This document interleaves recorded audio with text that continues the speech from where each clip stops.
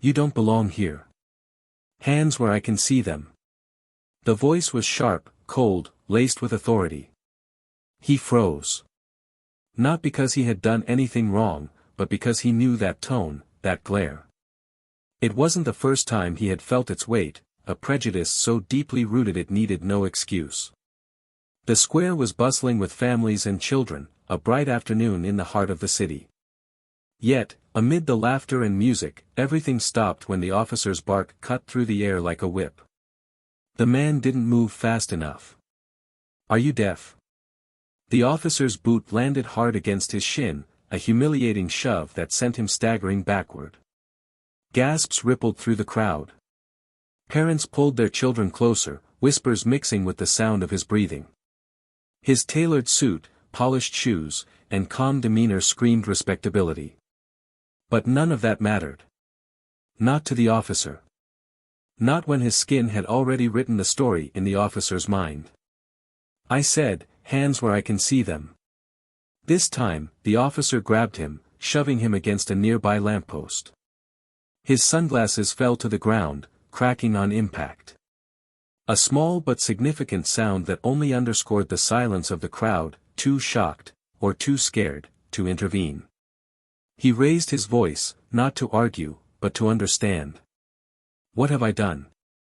I'm standing here like everyone else. The officer's smirk was venomous. You don't belong in places like this. Guys like you never do.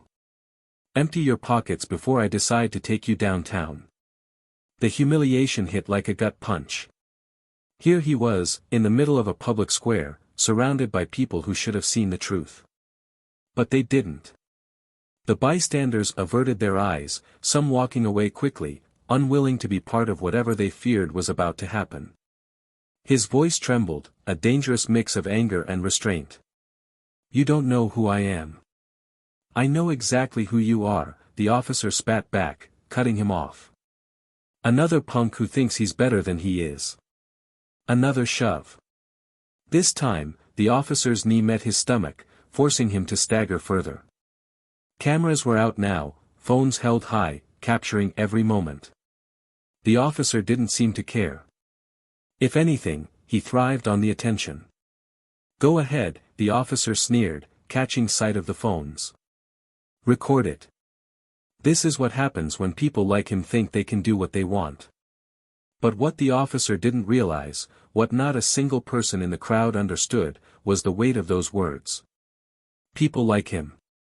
He straightened himself, brushing the dirt from his jacket.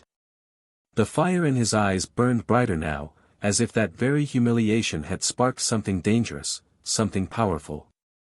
He stared the officer down, his voice low but commanding. You'll regret this. The officer laughed, loud and cruel. What are you gonna do? Run to mommy? But that laughter didn't last long.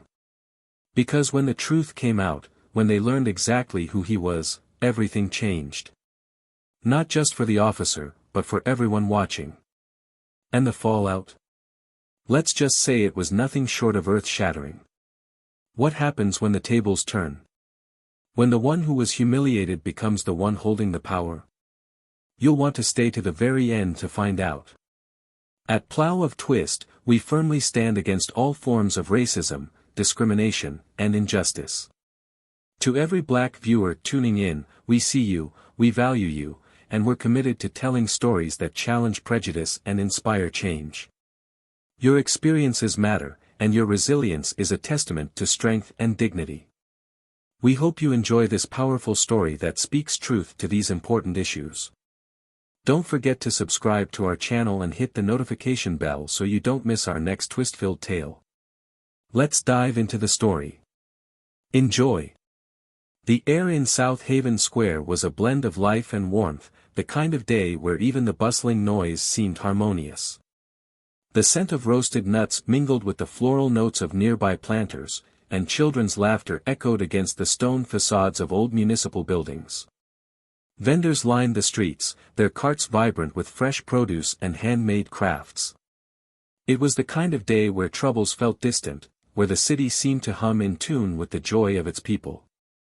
At the center of it all stood Jerome Carter, a man whose presence often commanded attention, not because of his height or imposing figure, but because of the calm authority he carried.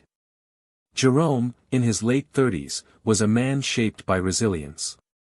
His tailored navy blue suit and polished leather shoes weren't symbols of vanity but of the pride he took in his journey.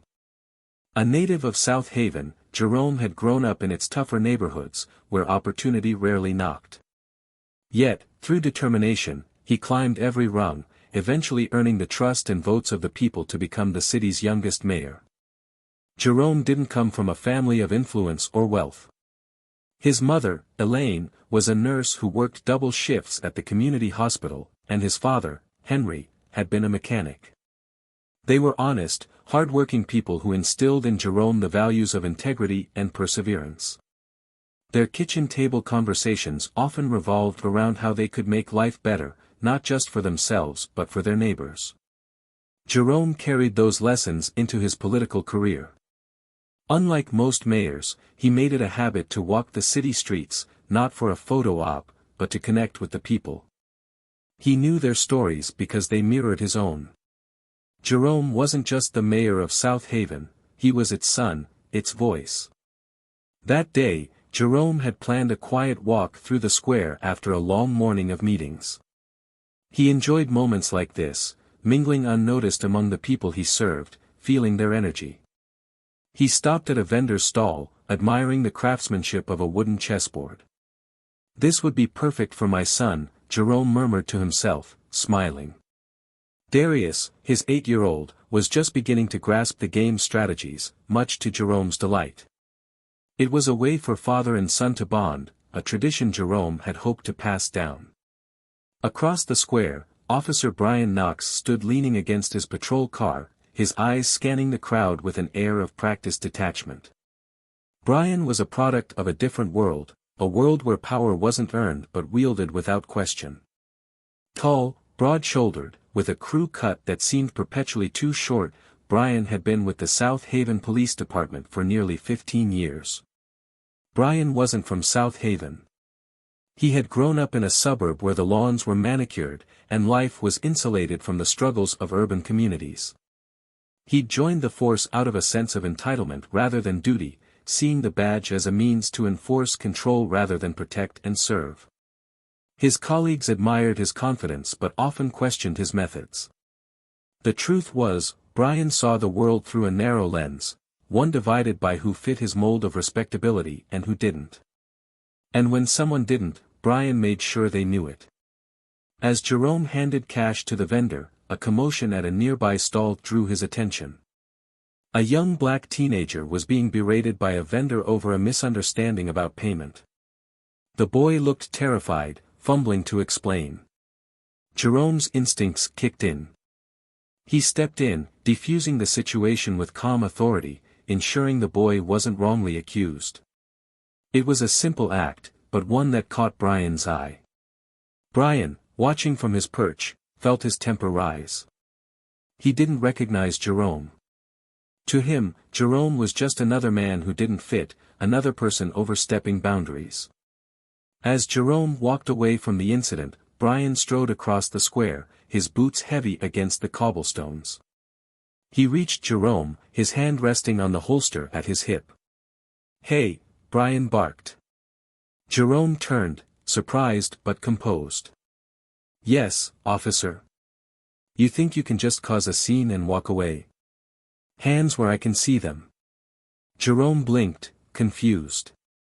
"Excuse me." "You heard me," Brian said, louder now, his voice drawing attention.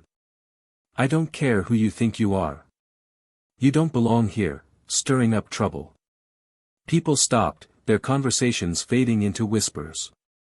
Jerome raised his hand slightly, his voice calm but firm. "Officer, I think there's been a misunderstanding. I was simply," I said, "hands where I can see them." Brian interrupted, stepping closer. The tension was palpable.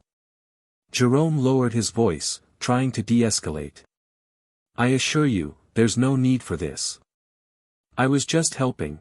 Before Jerome could finish, Brian shoved him, hard enough to make him stumble. A collective gasp rippled through the crowd. Jerome steadied himself, his eyes locking onto Brian's. "There's no need for aggression," he said, his voice tight with restrained anger. Brian smirked. "People like you always think the rules don't apply. You want special treatment. Not on my watch." The crowd murmured, some pulling out their phones. Jerome felt the humiliation settle in his chest like a weight. He could see the judgment in Brian's eyes, the refusal to see him as anything other than what Brian assumed he was. "Officer," Jerome said, his voice even, "you're making a mistake." Brian leaned closer, sneering. "The only mistake here is you thinking you can talk back." Jerome didn't respond. He straightened his jacket, the fire in his eyes now unmistakable. As Brian reached for his radio, preparing to escalate, Jerome held his ground, refusing to cower. The square seemed to hold its breath, the crowd torn between fear and curiosity. In that moment, everything Jerome had built, his reputation, his dignity, was being tested. And as the scene unfolded, a single thought burned in his mind: this wasn't over. What would come next would shake the foundation of everything Brian Knox believed about power and privilege. And the ripple effects. South Haven would never be the same. The aftermath of the encounter in South Haven Square rippled far beyond what anyone present could have anticipated. Jerome, still reeling from the indignity of the officer's aggression, returned to his office with a storm brewing inside him.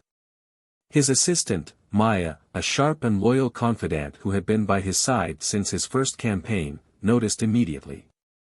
"You're late," she said, looking up from her desk, but her tone shifted when she caught sight of him. "What happened?" Jerome didn't answer right away. He walked to his office, shutting the door behind him.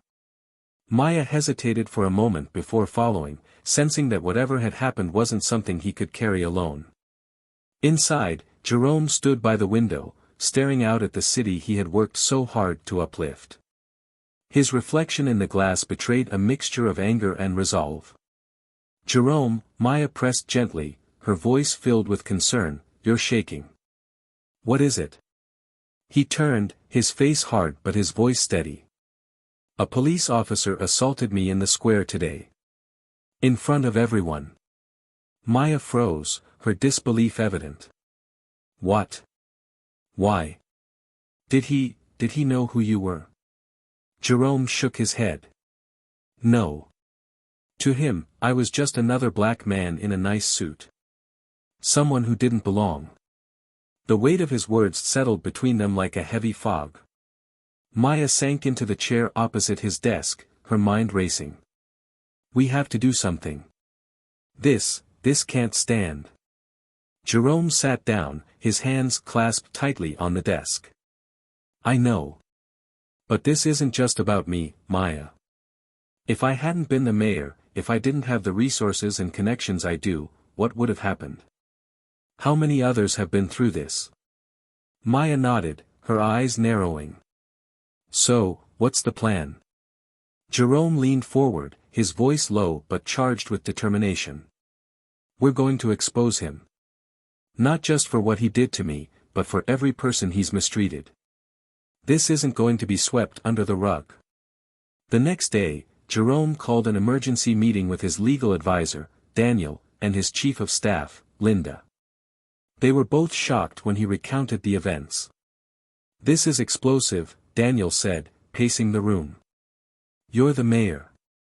If this goes public, it's not just a personal incident, it's a political firestorm." Jerome nodded. "Exactly.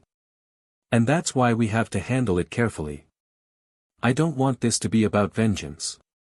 This has to lead to systemic change." Linda, ever the pragmatist, tapped her pen against her notebook. "We'll need evidence. Witnesses, footage, anything that shows what happened." Jerome's expression darkened. "There were people recording. I saw the phones. We need to find those videos." Within hours, Maya had located several bystanders who had captured the incident. The footage was clear and damning. In it, Officer Brian Knox could be seen shoving Jerome, his words dripping with contempt. The videos spread like wildfire once released, sparking outrage across the city and beyond. The backlash was immediate. Protesters gathered outside the police precinct, holding signs that read, "Justice for all," and "Accountability now." News outlets ran the story non-stop, and Jerome found himself at the center of a national conversation about race, power, and police misconduct. Meanwhile, Brian Knox was unfazed. Sitting in a break room with his partner, Officer Graham, he scrolled through his phone, watching clips of the protests with a smirk. "They're making a big deal out of nothing," Brian said, tossing his phone onto the table. "It's not like I killed the guy." Graham shifted uncomfortably.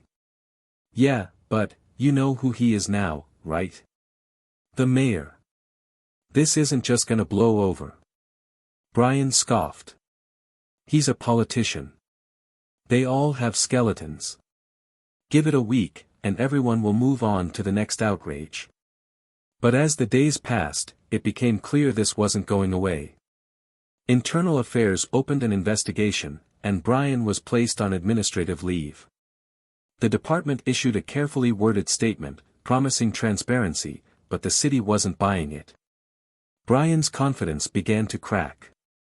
When he returned home one evening, his wife, Rachel, was waiting for him, her arms crossed.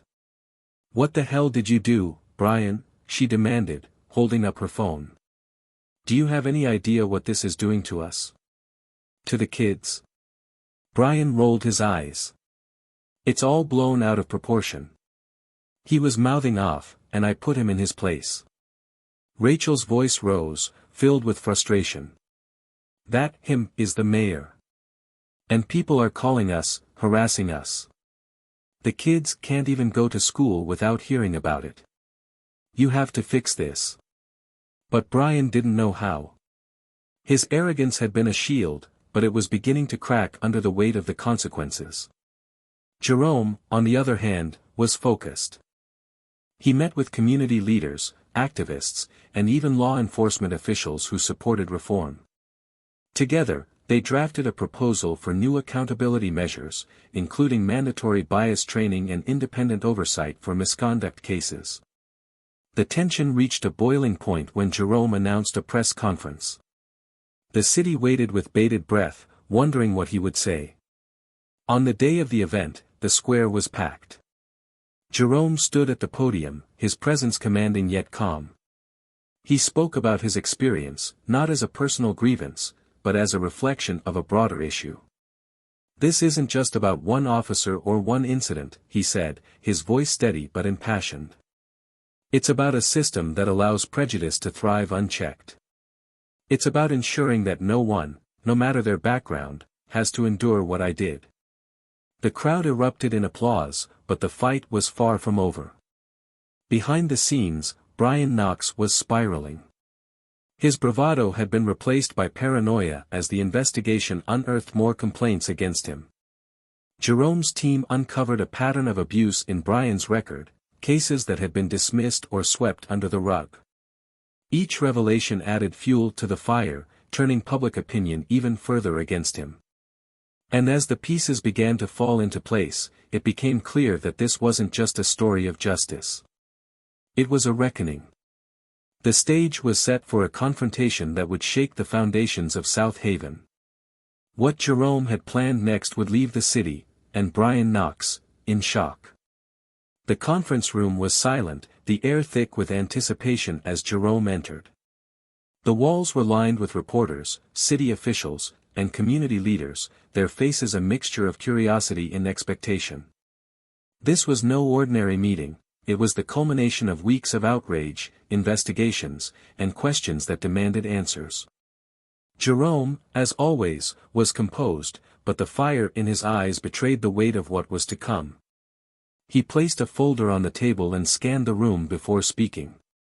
His voice was calm but commanding, drawing every eye and ear in the room. "Before we begin, let me be clear, this isn't about revenge. It's about accountability and the truth," Jerome said, his gaze sweeping across the room. "And today, the truth will speak louder than the lies that have protected certain individuals for far too long. At the back of the room, Brian Knox sat rigidly, his lawyer beside him. His usually confident demeanor was replaced by unease. He had been called to this meeting under the guise of transparency, but he knew there was more at play. The walls seemed to close in on him as Jerome began to speak. This investigation has uncovered patterns of misconduct that cannot and will not be ignored, Jerome said, opening the folder and sliding a series of documents across the table to the city's police chief, Margaret O'Connell.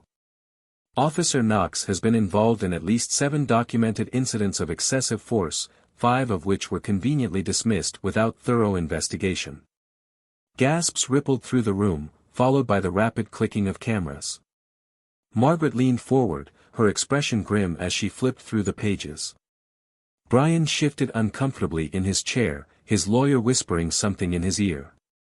"This is absurd," Brian interjected, his voice rising. "I did my job. Those reports are nothing but exaggerated claims from people who don't understand what it takes to maintain order." Jerome didn't flinch. "Order? Is that what you call it?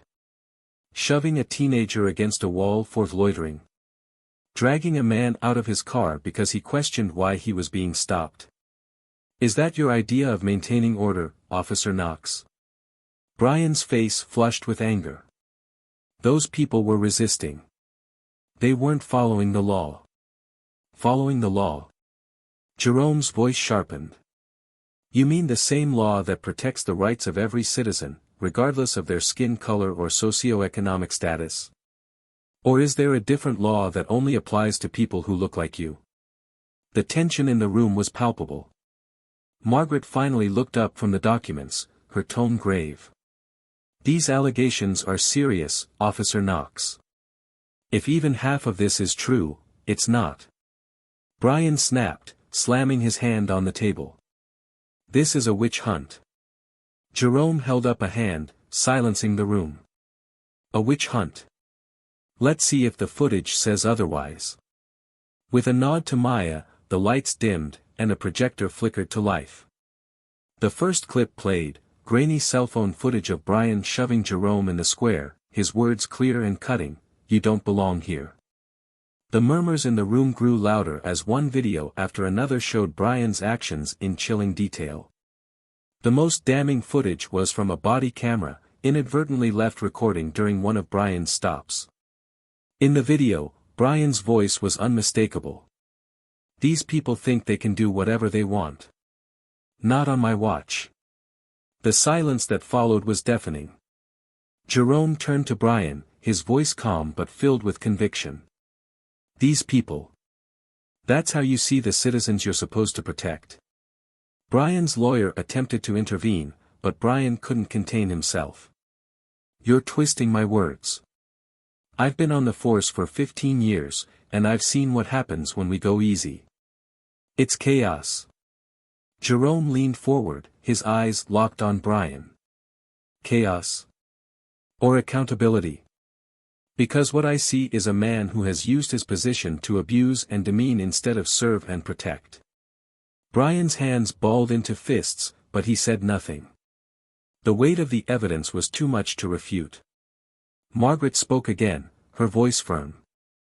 "Officer Knox, based on this evidence, I'm placing you on unpaid leave effective immediately, pending further disciplinary action."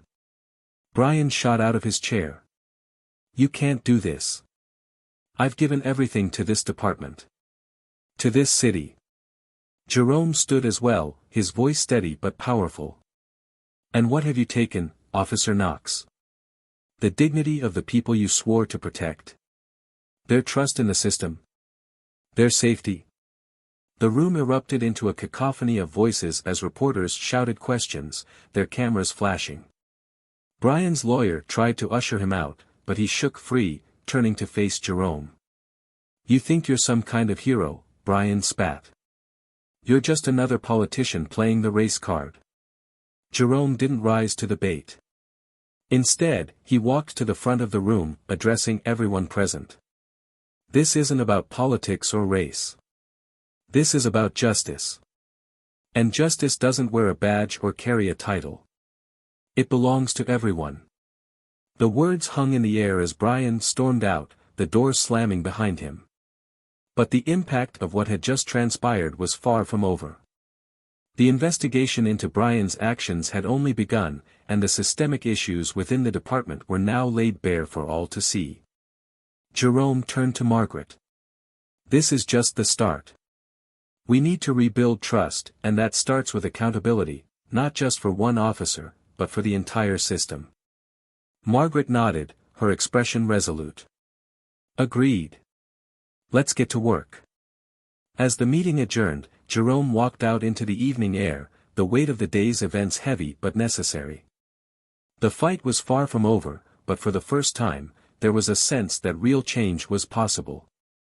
What Jerome didn't yet know was just how deep the roots of the problem went, or how far some would go to protect them.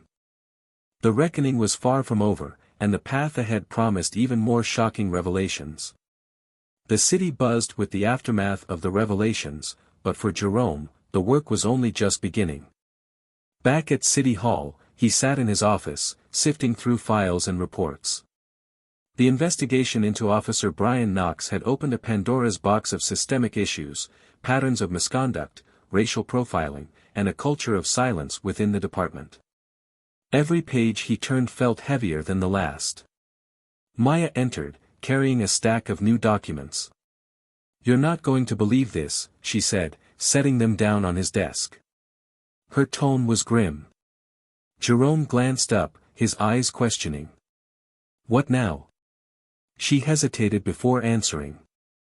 "It's worse than we thought. Knox wasn't acting alone. There are reports implicating several other officers.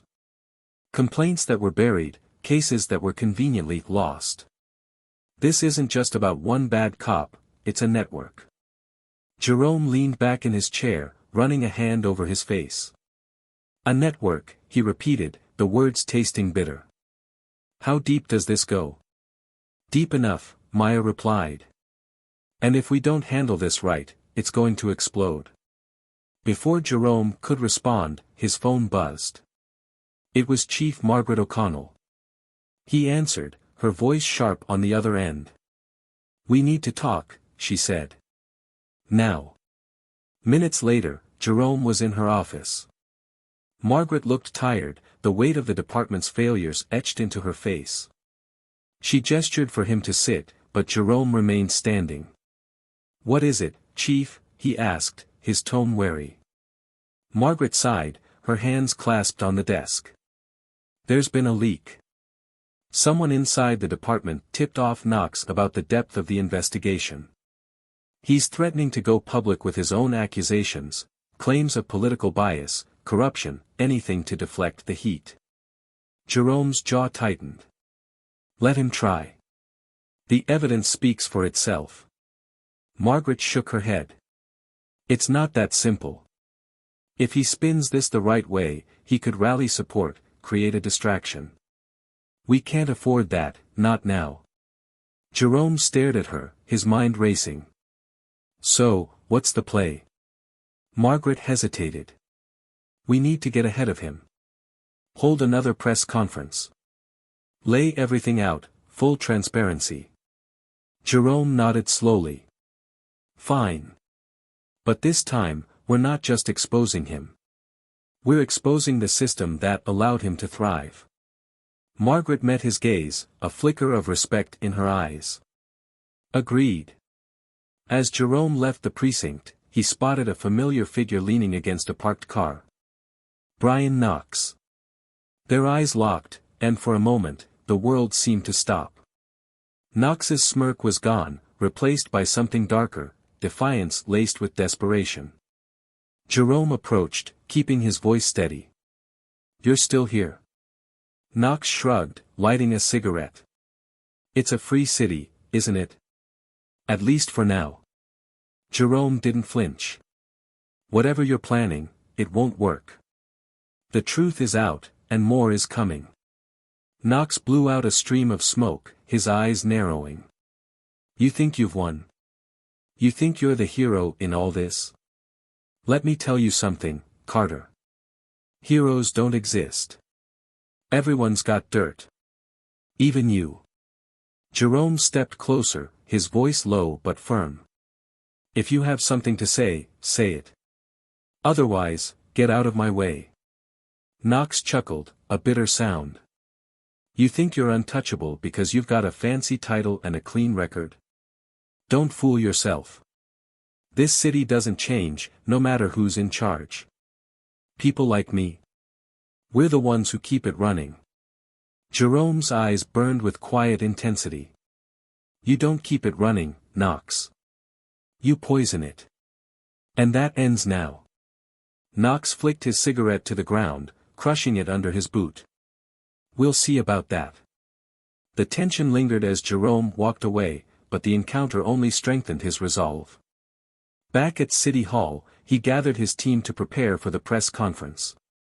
Maya, Linda, and Daniel worked tirelessly, compiling the evidence into a narrative that couldn't be refuted. The next day, the room was packed. Jerome stood at the podium, the weight of the moment pressing down on him. He glanced at Maya, who gave him a nod of encouragement. Taking a deep breath, he began. Over the past weeks, this city has witnessed a reckoning, he said, his voice steady. What started as an investigation into one officer has revealed a systemic failure that cannot and will not be ignored. He detailed the findings, cases of misconduct, evidence of cover-ups, and a culture of silence that had allowed it to continue. The crowd listened intently, their expressions a mixture of anger and determination. This isn't just about holding individuals accountable, Jerome continued. It's about dismantling a system that prioritizes power over justice. And it's about rebuilding that system to ensure fairness, equity, and trust. As he spoke, cameras flashed, and reporters scribbled notes. But in the corner of the room, Brian Knox watched, his expression unreadable. When Jerome finished, the applause was deafening, but Knox remained still.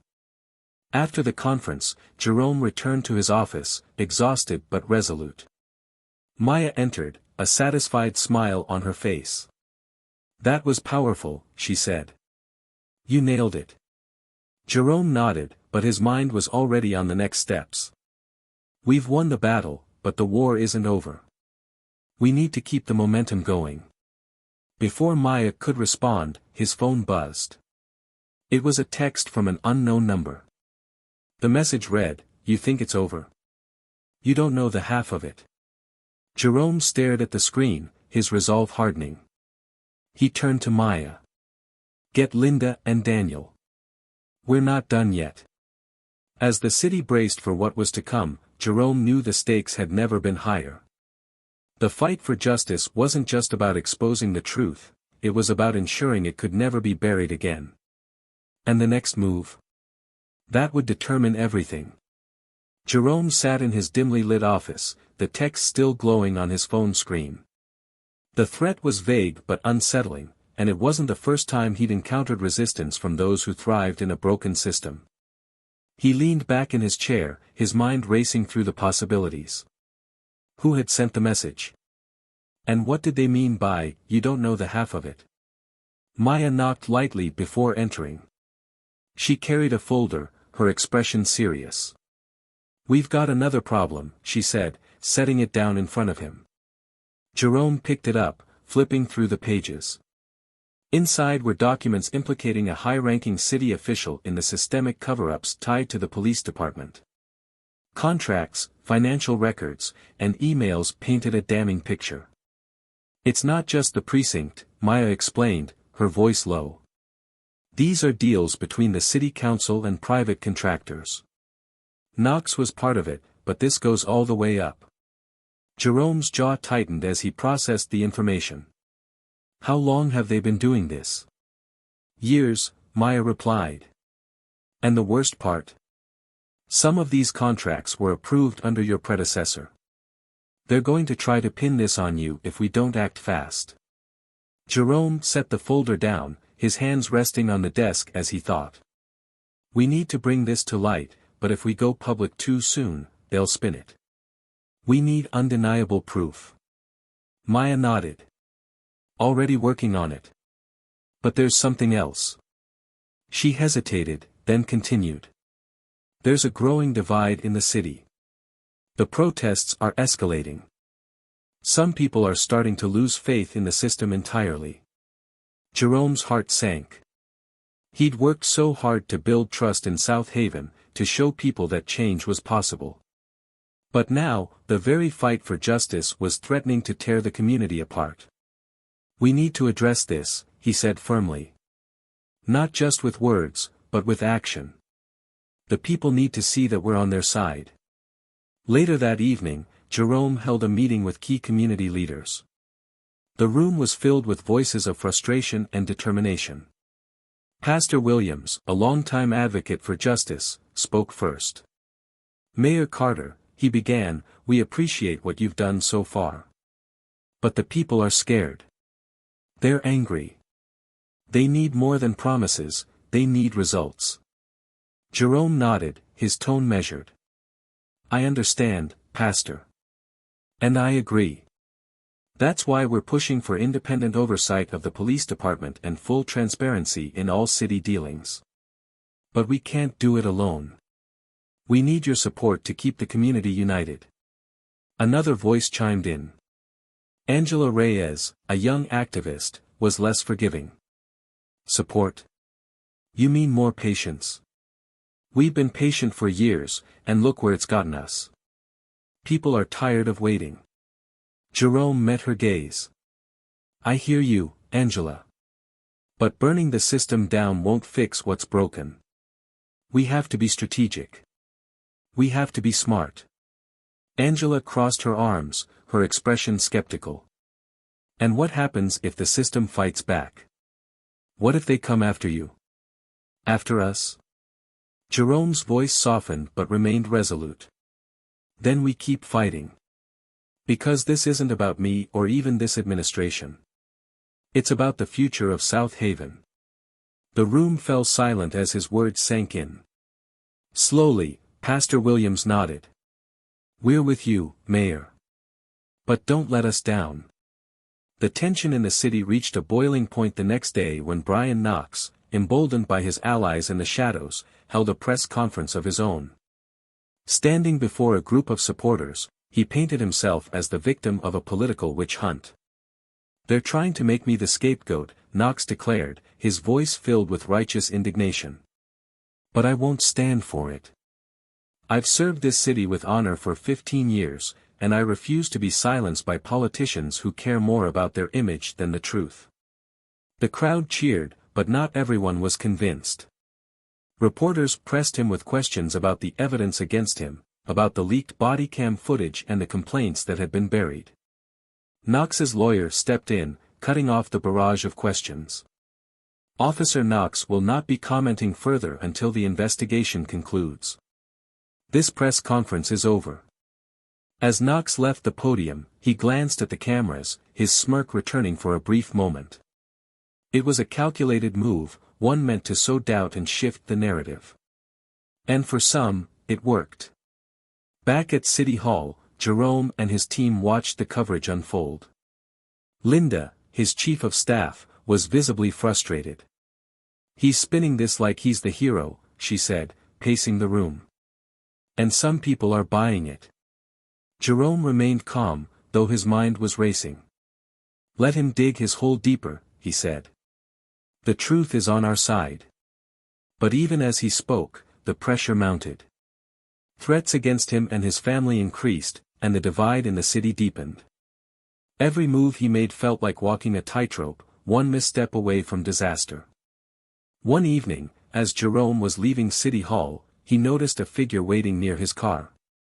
It was Pastor Williams. The older man's face was lined with worry. Pastor, Jerome said, surprised. What are you doing here? I needed to speak with you, the pastor replied, his voice urgent. It's about Knox. He's more dangerous than you think. Jerome frowned. What do you mean?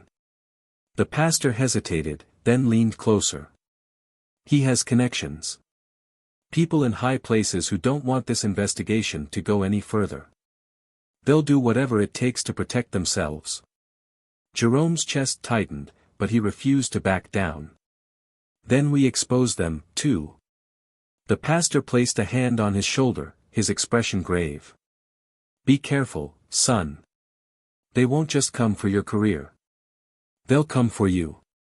As Jerome drove home that night, his mind was a whirlwind of thoughts. The stakes had never been higher, but neither had his resolve. The fight for justice was far from over, and the consequences of failure were unthinkable. In the days that followed, the tension in South Haven reached a breaking point. Protests filled the streets, demands for justice ringing out in every corner of the city. Jerome worked tirelessly, meeting with officials, activists, and citizens to keep the movement alive. But the shadows loomed ever closer, and the threat of retaliation hung heavy in the air. The final confrontation was coming, and Jerome knew it would determine not just his fate, but the future of the city he loved.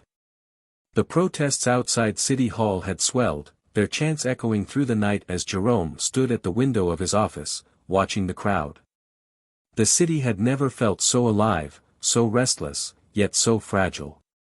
Signs bearing slogans like, "Justice for All," and, "No More Silence," waved in the air, illuminated by streetlights and the glow of camera flashes. Maya entered quietly, closing the door behind her. "It's a powder keg out there," she said, setting a cup of coffee on his desk.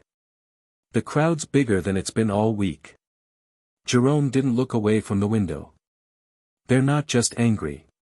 They're scared," he said softly. "Scared that nothing will change. That the system will bury this, like it always does." Maya crossed her arms, her voice firm. "And that's why we're here, to make sure it doesn't. But you need to take a break, Jerome. You've been going non-stop." Jerome turned to face her, his eyes weary but determined. "I'll rest when the city can breathe again. Not before." The intercom on his desk buzzed, and Linda's voice came through. "Mayor Carter, Chief O'Connell is here to see you." Jerome exchanged a glance with Maya before pressing the button. "Send her in." Margaret entered, her face grim. She carried a thick envelope under her arm, which she set on the desk. "We've got a problem," she said without preamble. Jerome gestured for her to sit. "What now?"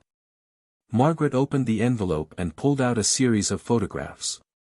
Each one showed Brian Knox meeting with various figures, contractors, local business owners, even a state senator. The settings varied: restaurants, private offices, and what appeared to be a secluded parking lot. "These were taken by an anonymous source," Margaret explained. "It confirms what we've suspected. Knox isn't acting alone. He's part of a network tied to dirty contracts, bribes, and backroom deals. They've been protecting him, and now they're using him as a shield." Jerome leaned forward, studying the photos. "This is enough to blow the lid off the whole operation. Why didn't the source go public?" Margaret hesitated. "Because they're scared. They said there's more evidence that implicates people at the state level. But if they come forward, they're putting themselves in serious danger." Jerome's mind raced. The scope of the corruption was larger than he'd imagined. It wasn't just about Knox, it was about a system that had allowed men like him to thrive. "We need that evidence," Jerome said firmly. "Without it, they'll deny everything and spin this into another conspiracy theory." Margaret nodded. "I'm working on it. But Jerome, be careful. These people don't play fair." Later that night, Jerome received another text from the anonymous source. The message read, "Meet me tomorrow, 8 p.m. Warehouse on 5th and Vine. Come alone." Jerome showed the text to Maya the next morning. Her reaction was immediate. "You're not going alone," she said, crossing her arms. "I have to," Jerome replied. "If I show up with security, they might back out." "That's too risky," Maya insisted. "What if it's a trap?" Jerome placed a hand on her shoulder. "I'll be careful. But this might be our only chance to get the evidence we need." The day passed slowly, every hour heavy with anticipation. By the time the sun set, Jerome was on his way to the warehouse. The streets were eerily quiet, the usual hum of the city replaced by an unsettling stillness. The warehouse was dark, its windows boarded up and its exterior weathered by time. Jerome parked his car nearby and approached cautiously. The heavy metal door creaked as he pushed it open, revealing a dimly lit interior. "Hello," he called out, his voice echoing in the cavernous space. A figure emerged from the shadows, their face partially obscured by a hood. They held a small box in their hands, which they placed on a nearby table. "You're brave to come here," the person said, their voice low and wary. "Do I know you?" Jerome asked, trying to get a better look at their face. The figure shook their head. "No. And it's better that way. Inside this box is everything you need, documents, recordings, names. It's all there." Jerome approached slowly. "Why are you doing this?" The figure hesitated before answering. "Because I've seen too much. I can't keep living like this, knowing what I know. But I can't come forward. They'll kill me." Jerome's chest tightened. "You're doing the right thing. I'll make sure this sees the light of day." The figure nodded, their hands trembling. "Be careful. They're watching everyone, even you." Before Jerome could respond, the sound of tires screeching outside broke the tension. The figure panicked, retreating into the shadows. "Go," they whispered urgently. "Take the box and go." Jerome grabbed the box and ran, exiting the warehouse just as a black SUV pulled up. The vehicle's windows were tinted, and its engine idled ominously. Jerome didn't wait to see who was inside. He jumped into his car and sped away, his heart pounding. Back at City Hall, Jerome locked the box in his desk and called Maya. When she arrived, he opened it, revealing stacks of papers, USB drives, and a handwritten list of names. Maya's eyes widened as she sifted through the contents. "This is it," she said. "This is the smoking gun." Jerome nodded, his expression grim. "We need to go public. But first, we need to secure this evidence. If anything happens to me, it can't disappear." Maya's voice was firm. "Nothing's going to happen to you. We're in this together." As the night wore on, the weight of the discovery settled over them. The evidence was damning, but it also made them targets. The fight for justice had never been more dangerous, but Jerome knew there was no turning back. The battle was far from over, and the cost of failure was unthinkable. But as he prepared for the next step, Jerome couldn't shake the feeling that the shadows looming over South Haven were darker than he'd ever imagined. Jerome sat in his office, staring at the contents of the box that now seemed heavier than anything he had ever held. The papers, recordings, and names inside weren't just evidence, they were a roadmap of corruption that extended far beyond South Haven. His mind raced as he considered the implications. If this came to light, it wouldn't just expose Knox and his network, it would shake the foundations of trust in local and state governments. But that was precisely why it needed to be done. Maya sat across from him, poring over the documents. Her usual calm demeanor was replaced with visible tension. This isn't just about Knox," she said, her voice tight. "There are judges on this list, council members, even law enforcement from neighboring counties." Jerome nodded slowly. "It's a web. And pulling one thread will unravel the whole thing." Maya looked up at him, her eyes filled with worry. "You know they won't let this happen without a fight. These people have resources, power, and no morals. If they feel cornered, they'll come for me," Jerome finished, his tone steady. "I know." She leaned forward, her voice dropping to a whisper. "So why are we doing this? Why not pass it to someone else, to the press, or even federal authorities?"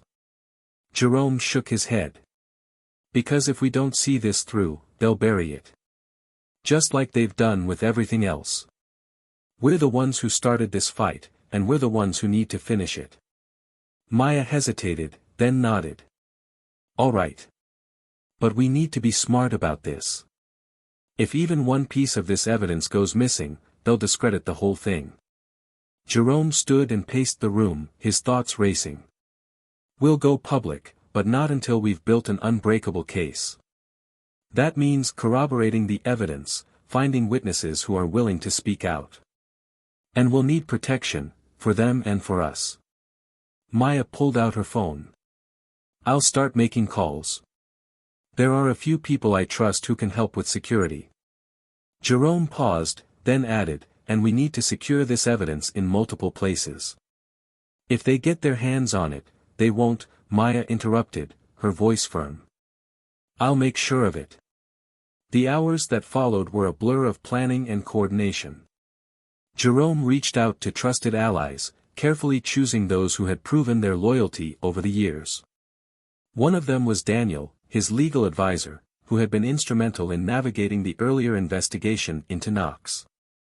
When Daniel arrived, Jerome wasted no time. We have a new problem, he said, handing over a stack of documents.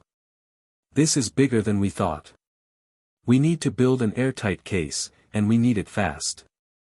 Daniel's eyes widened as he flipped through the pages.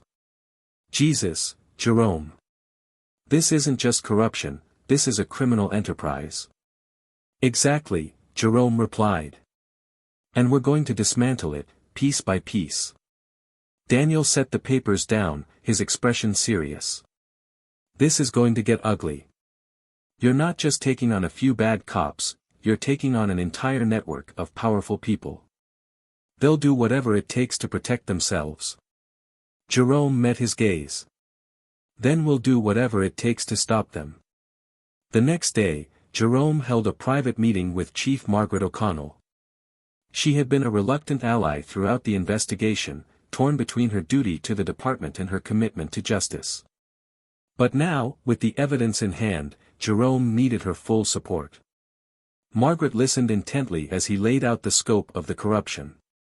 When he finished, she leaned back in her chair, her face pale. I knew there were problems, she said quietly. But I didn't realize it went this deep. It's systemic, Jerome replied. And if we don't act now, it'll only get worse. Margaret nodded slowly. You'll have my support. But be careful, Jerome. There are people in this department, people I've worked with for years, who are part of this. If they catch wind of what you're doing, they won't, Jerome said firmly. And if they do, I'll deal with it. As Margaret left, Jerome felt the weight of the situation pressing down on him. He had allies, but the enemies he faced were formidable. And as the days passed, it became clear that they were watching his every move. Late one night, as Jerome was leaving City Hall, he noticed a car idling at the corner of the block. The headlights dimmed as he approached, and the vehicle slowly drove away. It wasn't the first time he had noticed something suspicious, but it was a stark reminder of the danger he faced. When he arrived home, he found a note taped to his front door. The message was simple but chilling: back off, or there will be consequences. Jerome stared at the note for a long moment, his pulse quickening. He knew it was a warning, but he also knew he couldn't back down. Not now. The next morning, he shared the note with Maya and Daniel. Maya's reaction was immediate. This is an escalation, she said, her voice tight with anger. They're getting desperate. Daniel nodded in agreement. Which means we're getting close. But we need to be even more cautious. If they're willing to make threats like this, who knows what else they'll do. Jerome remained calm, his resolve unshaken. Let them threaten me. I'm not afraid. Maya leaned forward, her expression intense. You should be, Jerome. Because they're not just threatening you, they're threatening everything you've worked for. If something happens to you, this fight could die with you. Jerome's voice softened, but his determination was clear. That's why we need to make sure it doesn't. This isn't about me, it's about the people of South Haven. And as long as I'm breathing, I won't let them down. Over the next few days, Jerome and his team worked tirelessly to corroborate the evidence. They reached out to potential witnesses, some of whom were hesitant to come forward out of fear. But slowly, they began to build a case that was too strong to ignore. As the pieces fell into place, the tension in South Haven continued to rise. The protests grew larger, the chants louder. And in the shadows, Jerome's enemies plotted their next move. One evening, as Jerome prepared for another meeting with his team, his phone buzzed with a message from an unknown number. The text read, "Time's up." Jerome stared at the screen, his heart pounding. He knew the fight was far from over, but he also knew that the final confrontation was drawing closer. The battle for South Haven's soul was reaching its peak, and the stakes had never been higher. The city of South Haven woke to a storm of headlines. Jerome Carter, armed with undeniable evidence and backed by the strength of his convictions, had called a press conference that would define his legacy. The room was filled with reporters, community leaders, and citizens eager to hear the truth. This time, the stakes were higher than ever, and the atmosphere was electric with anticipation. Jerome stepped up to the podium, his presence commanding yet calm. He adjusted the microphone, scanning the sea of faces before beginning. "Good morning," he started, his voice steady. "For weeks, we've been uncovering the layers of corruption that have plagued our city. Today, I stand before you to lay bare the truth, not just about the actions of one man, but about a system that has failed its people for far too long." The room was silent as Jerome detailed the evidence. He exposed the financial schemes, the illegal deals, and the network of powerful individuals who had protected their own interests at the expense of the community. He presented documents, recordings, and statements from witnesses who had finally found the courage to come forward. "Justice is not a privilege," Jerome continued, his voice rising with emotion. "It's a right. And today, we are taking the first steps toward reclaiming that right for every citizen of South Haven." The crowd erupted in applause, but the moment was not without its shadows. In the back of the room, Brian Knox sat with his lawyer, his face pale but defiant. The evidence against him was irrefutable, and he knew his time was up. The smirk he had worn so often was gone, replaced by the cold realization that his allies were abandoning him. As Jerome left the stage, Knox made a desperate move. He stood, shouting over the crowd. "This is a setup. It's all lies. You think you can take me down? You're just another politician playing a game you don't understand." Jerome stopped, turning to face him. The room fell silent again as he approached Knox, his steps deliberate and measured. "This isn't a game, Brian," Jerome said, his voice steady but cutting. "This is justice. And it's coming for you." Knox's lawyer pulled him back, whispering urgently, but the damage was done. The cameras caught every moment, sealing his fate in the court of public opinion. The fallout was swift. Knox was arrested later that day, charged with multiple counts of misconduct, abuse of power, and conspiracy. Investigations expanded, leading to the indictment of several other officials and contractors implicated in the corruption. The network that had operated in the shadows for years was finally brought into the light. Chief Margaret O'Connell took swift action within the police department. Officers who had been complicit in the misconduct were suspended, and an independent oversight committee was established to ensure transparency and accountability moving forward. Margaret herself issued a public apology, vowing to rebuild the department's trust with the community. For Jerome, the victory was bittersweet. The battle had taken its toll, but the sight of the city beginning to heal made every sacrifice worth it. The protests outside City Hall transformed into celebrations as citizens realized the magnitude of what had been achieved. South Haven, once fractured by corruption and mistrust, was starting to come together again. In the weeks that followed, Jerome continued his work, implementing reforms and ensuring that the changes would be lasting. He received letters from citizens thanking him for his courage, and even children in the city sent drawings and messages of support. One day, as he walked through South Haven Square, he saw a mural being painted on one of the walls. It depicted a man standing tall, surrounded by people holding signs of hope and unity. Jerome paused, realizing the figure in the center was meant to be him. A young girl approached him, her eyes wide with admiration. "Are you the mayor?" she asked. Jerome crouched down to her level, smiling. "I am." "What's your name?" "Amara," she said shyly.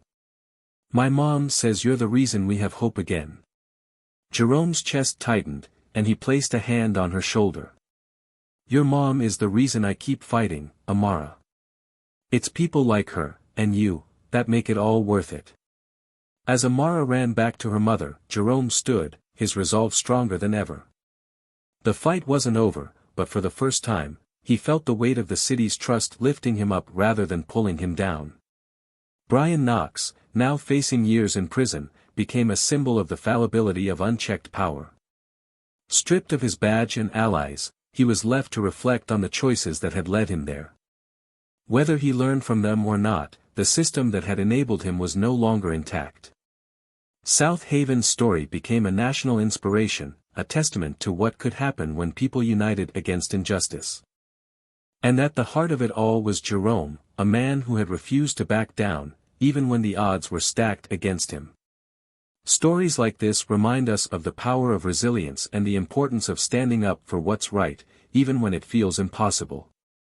Jerome's journey wasn't just about exposing corruption, it was about showing us all that change is possible when we refuse to stay silent. What do you think? Would you have had the same courage as Jerome to confront a system this powerful? Let us know your thoughts in the comments below. And if you've ever experienced or witnessed injustice, remember that your voice matters, it could be the spark that ignites change. If you enjoyed this story and want more tales that challenge, inspire, and surprise, make sure to subscribe to Tales of Twist and hit the notification bell. Together, we can keep sharing stories that matter.